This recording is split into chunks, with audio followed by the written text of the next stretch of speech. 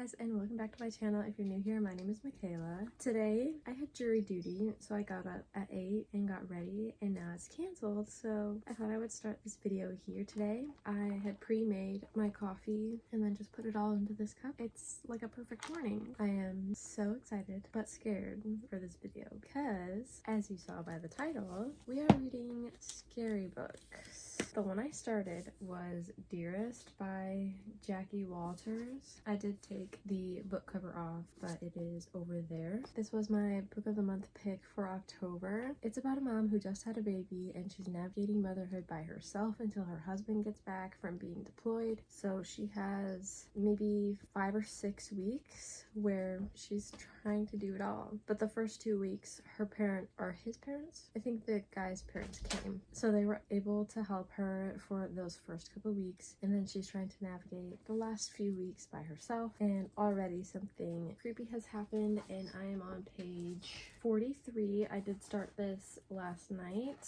which maybe that's why I couldn't sleep. So her mother-in-law got a bunch of toys, some that make noise, some that do not, but there's this one activity cube that went off when she was putting all of the toys in their places, organizing as one does, and she put it in the closet because she couldn't find the off button. It's probably the next day now and it's out and making noise again, so she turns it off.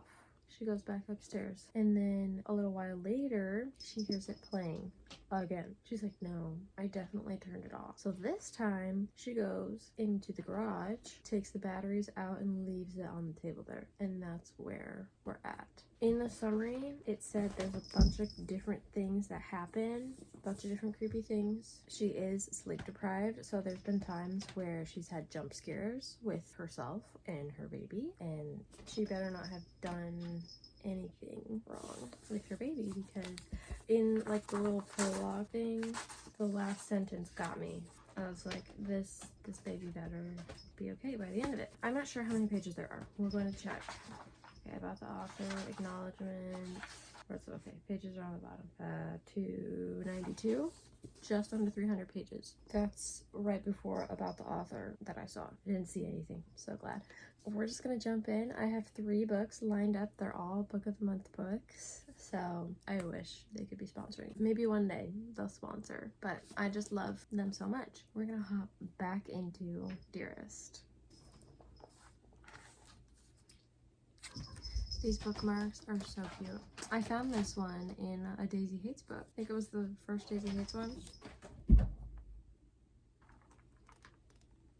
Oh, another thing I wanted to mention, since she is a first-time mom and going through it, it's been so relatable. Because one of the things that she struggles with is breastfeeding, and she got infected as well. So she's at the lactation consultant and got a cream and all of that. And while she's there, the consultant asks, do you want to try latching? And she's like, sure. And then the baby immediately latches and takes 2 ounces. I totally relate to Flora.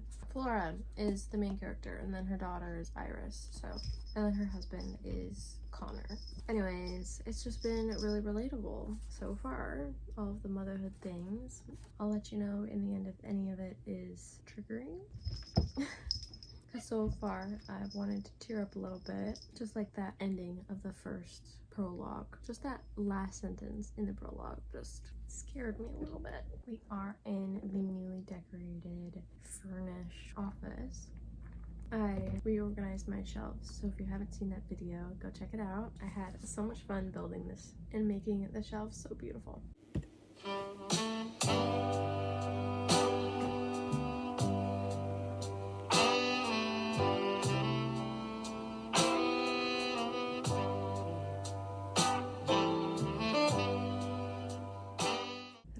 The significance is with these black beetles, but even with the page separators, there's a black beetle, and now we know how they're getting into the house.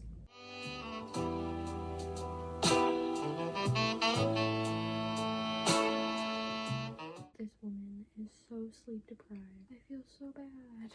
This is crazy.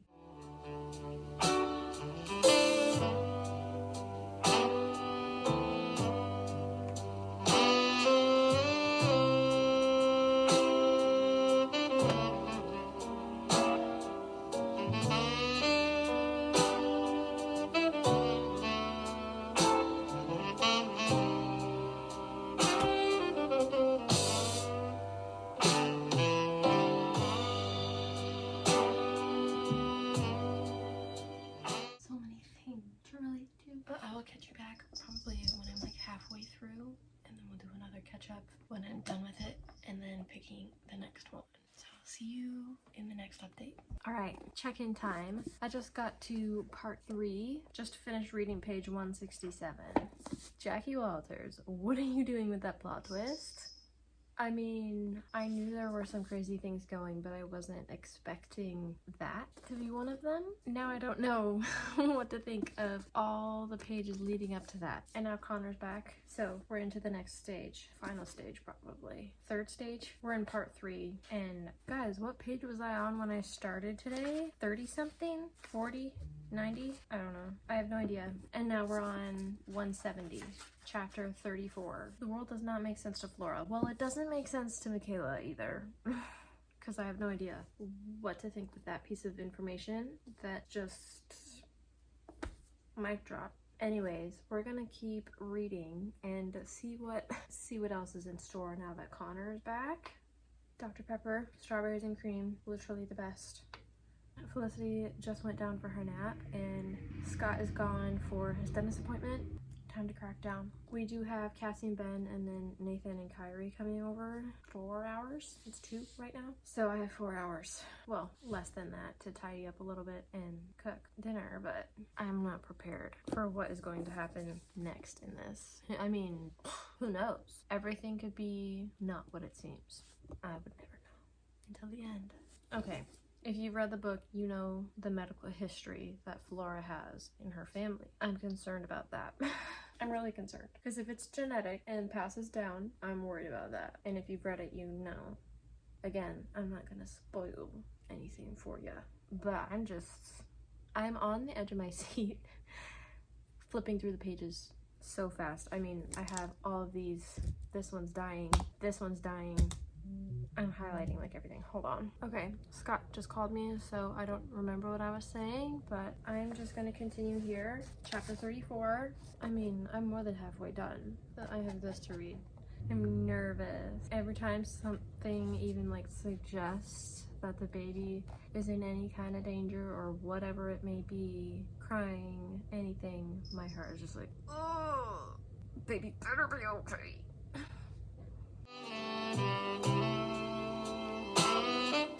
I love annotating. It's just so much fun. Like, you see, I've underlined that. Can't show you, obviously, but I just did and then asterisk shakes head.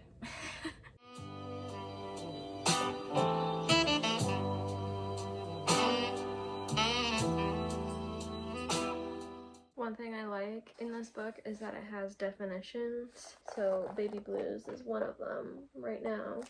And another one was it takes a village. So it has like 2 definitions. One, the actual definition, and then a different one. Labor of love. I think one of them was engorgement. Baby monitor is another one. Let down. Those are all the definitions so far, but gotta underline the second definition like every single time.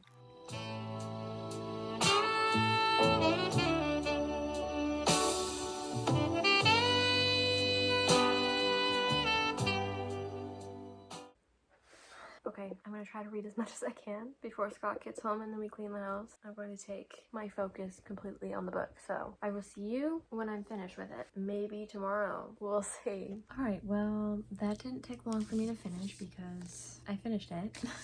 I started this yesterday, October 15th, and then finished it tonight, like literally not even 5 minutes ago, October 16th.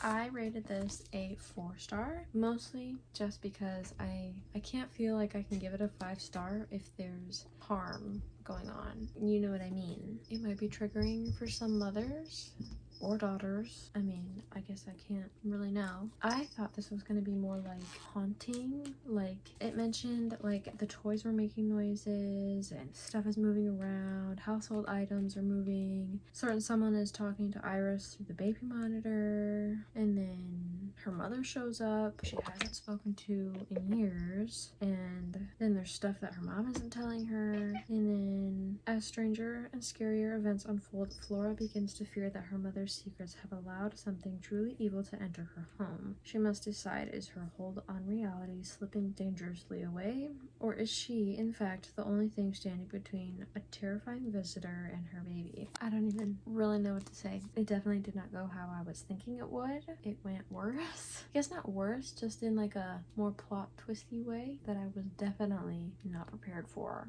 at all. Kind of like kind of way. So yes, hi Koopy. Everyone say hi to Koopy. He's got to be a part of it. Right, you said hi. Yep, you said hi. So that was Dearest. It was pretty good. I hardly saw anything coming. This creeped me out a lot. This was her imaginary friend, I believe. What was her name? Zeffie. I still have questions about what happened while her mother was there. Very big questions. And if you've read it, let's have a conversation. Because I literally have no idea. That's all for Dearest. Now I have two here. I have No One Can Know, which was December book of the month of 2023. And then I have Sleep Tight, which was September book of the month of 2024. This one is the oldest one that I have. So this one. 3 sisters, 2 murders, and too many secrets to count. 14 years ago, the Palmer sisters, Emma, Juliet, and Daphne, left their home in Arden Hills and never returned. But when Emma discovers she's pregnant and her husband loses his job, she has no option but to return to the house that she and her estranged sisters still own, and where their parents were murdered. Emma has never told anyone what she saw the night her parents died, even when she became the prime suspect. But her presence in the house threatens to uncover secrets that have stayed hidden for years, and the sisters are drawn together once again. As they face their memories of the past, rivalries restart, connections are forged, and for the first time, Emma starts to ask questions about what really happened that night. The more Emma learns, the more riddles emerge, and Emma begins to wonder just what her siblings will do to keep the past buried, and whether she did the right thing staying quiet about what was whispered that night. No one can know. I think it being a murder mystery makes it really interesting. It reminds me of the 7.5 Deaths of Evelyn Hardcastle. So I'm very interested in this one. I could be leaning this way.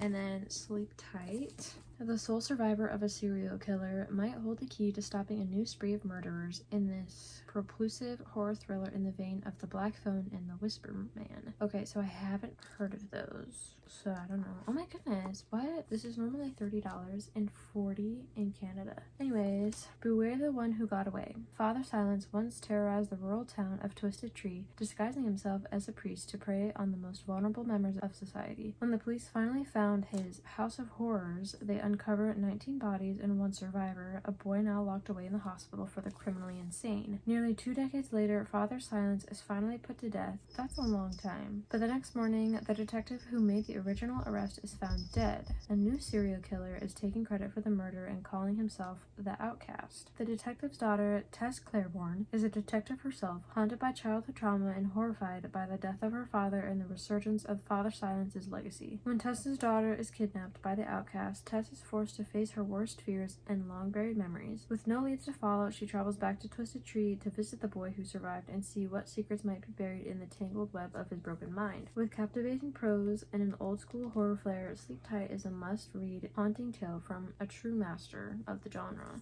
I think I really want to go with No One Can Know because it's a murder mystery. This one is serial killer and murder mystery, but it's also dealing with a kidnapping and the silence of another victim. I think I'll save this one for last. So we'll start with this one. I'm kind of scared. Let's see. Oh, she's got a lot of books. The dedication. Oh, this is funny. This one is for my parents, which is kind of awkward now that I think about it. They're really lovely people, I promise. Okay, let's see how many pages. Okay, 324. So longer than this one. This one I think was only just under 292. What was this again? 324? So not that much longer than this one, so I think I could knock this out in another couple days, especially if I have nothing else going on. Okay, we'll start with this one, but first things first, we have to take the dust jacket off. I don't have it on. Absolutely not. This will go back in the cart. This one can go on my red shelf.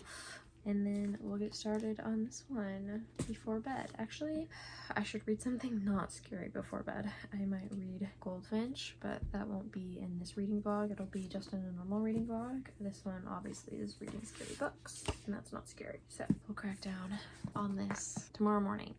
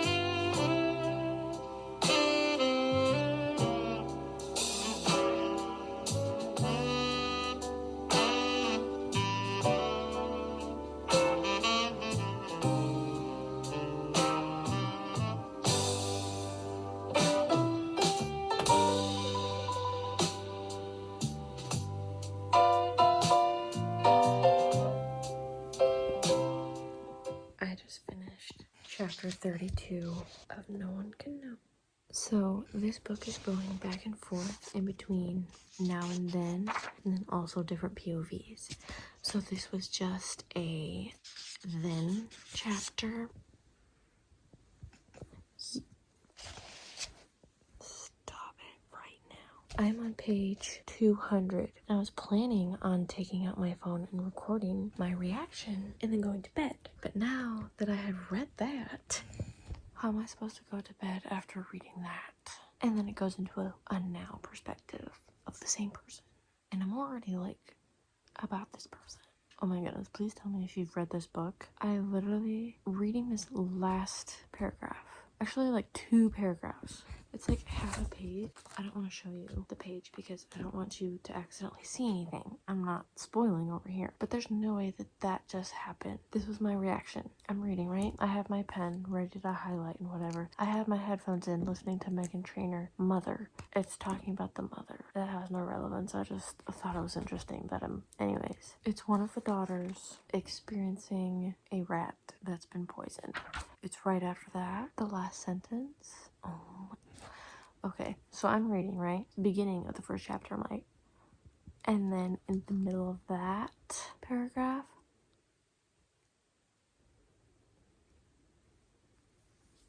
I was literally like, recreation at its finest. Now I have to stay up. It's after 1 o'clock in the morning.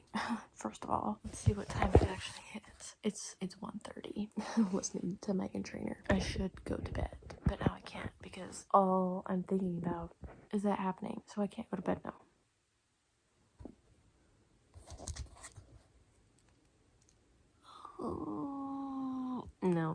No. Okay, I need to continue. Stop it right now. I also can't sit in the silence, so I need to put my headphones back in.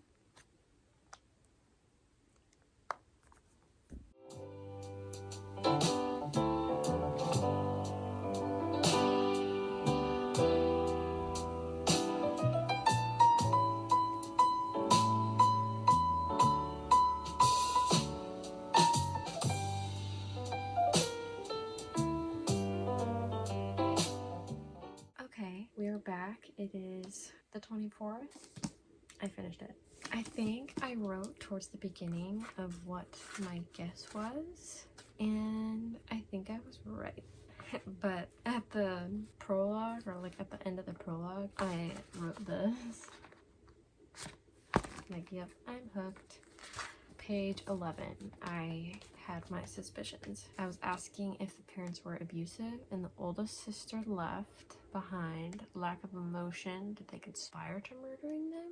And then it just gets wild from there. Like, I was highlighting so often, and then at the end of chapters I would write theories. And yeah, page 21, I'm sticking with my guess, which kind of, but at the same time it was a little bit different. So then into chapter 3 you get like past perspectives, and then you get a little insight to what the family life was like, what it was like living there, all the sisters, relationships.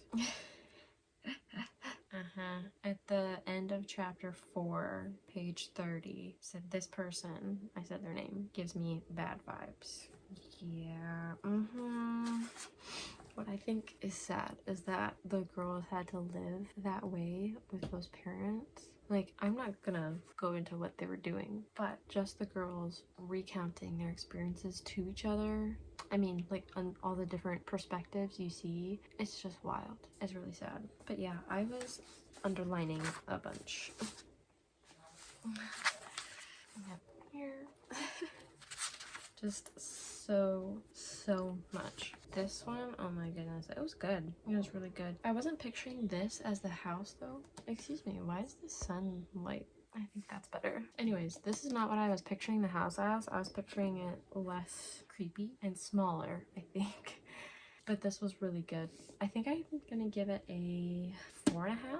Maybe. And this took me 2 days to read. I started this October 22nd. In my books, I like to put like the date I started it, the date I finished it, and then the star rating that I gave it, so that I can just open it up and know. And then if I ever want to, I can look back, see what I rated it at that time, and yeah, just reflect on what I thought. I should do like closing thoughts like on this back page, like after the acknowledgements, and write my final thoughts on here.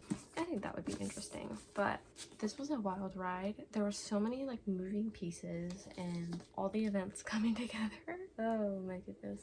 I highly recommend it. It was really good. Now we can add this to the red pile.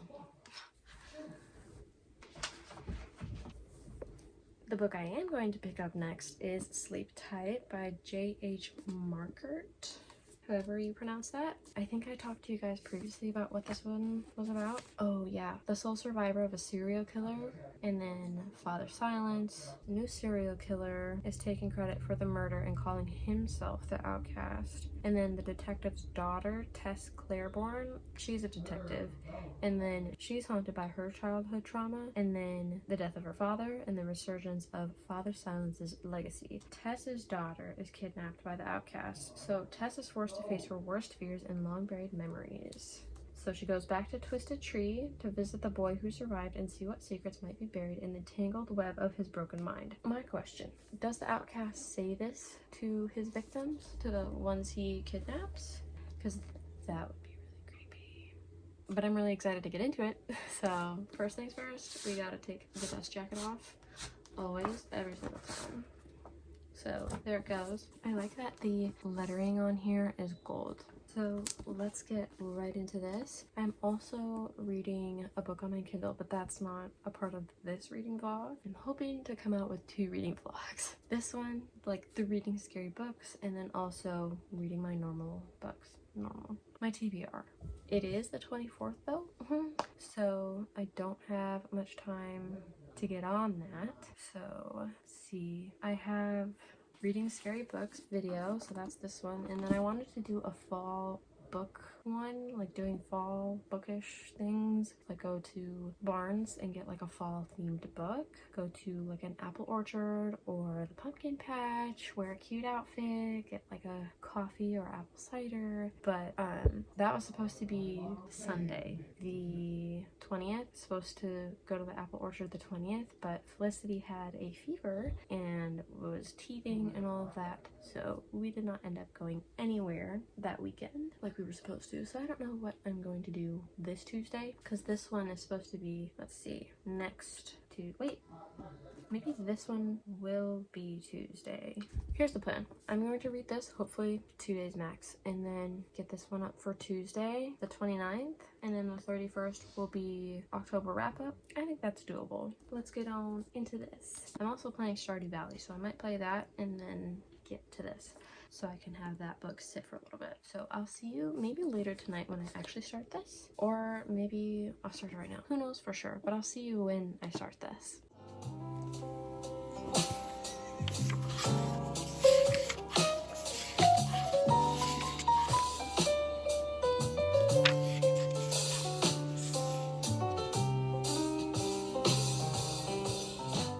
Just finished Sleep Tight and I'm thoroughly creeped out. What did I start this? The 25th? So 2 days again. Oh my goodness. I finished this while I was finishing up eating my taco salad, and the last thing, if you've read this, you know the postcard that is sent. Oh my goodness. So does that mean more's coming? If you haven't seen The Crowded Room, where Tom Holland plays the main character, literally I recommend it. If like read this and watch that, or watch that and then read this, because the character that Tom Holland is playing has split personality, so you literally see however many personalities, and it's literally like a whole different person that is like taking over, if that makes sense. It's a trauma response that your brain does to make you forget those memories. So physical abuse, one of the alternates could take over while that physical abuse was happening, and then you wouldn't remember, and then it just makes like a blank space in your memory. Like the alternates and the host can all like share memories, and the alternates are always listening while the host is active.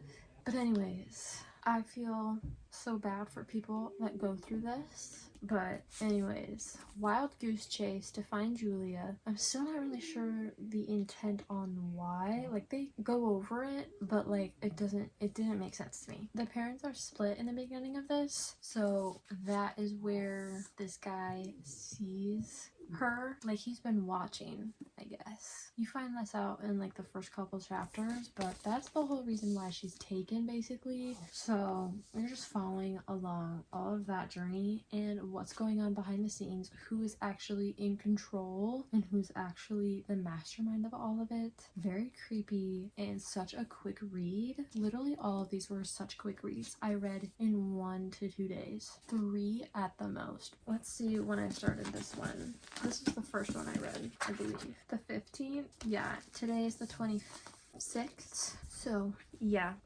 very quick. Today is actually Saturday, so I got to read pretty much all day to finish this one. These are all the books that I read. This is the one I started with, then this one, and then I just finished up this one. You guys know you were watching. I want to see which one I rated the highest, because I think I'm gonna rate Sleep Tight maybe 4.5. Okay, so then this one was a 4, this one was a 4.5, and then this one was 4.5. All of these were so good, so spooky and creepy. This one, if not for the end where they were doing a sitting around the table trying to contact somebody, then I would have enjoyed it better, and I probably wouldn't have gotten it if it said that, but I don't think it did. Yeah, see, it says, she must decide, is her hold on reality slipping dangerously away, or is she in fact the only thing standing between a terrifying visitor and her baby? So I thought that would be her mom, so just beware going into this one that is what it holds at the very end. They don't talk about doing any of this until like the last few chapters, and then also like right before leading up to it. That one, I mean, even the cover is creepy. All of these covers are really good. This one, I guessed this one. I mean, this one wasn't like a whodunit, it was more like what's happening and then how it ends. I mean, there's not like a whodunit. There is a what's the reason behind it. You find out the reason and then it carries out the rest of the story, like how it ends up. This one, there wasn't really anything to figure out. This one, I think in the very beginning chapters, like I don't know, maybe first 10 chapters, like in the first quarter of the book, I had my guess figured out, and not all of it was true, but in the end, I mean, it was a part of it. So I didn't guess everything, but there were holes in the story that led me to where I am. This one, it's not a whodunit, it's more like a how are they going to get their daughter back, and also who was the mastermind behind everything and how that happened. So really just following along on trying to find their daughter. This was a 4.5 as well, maybe a 4.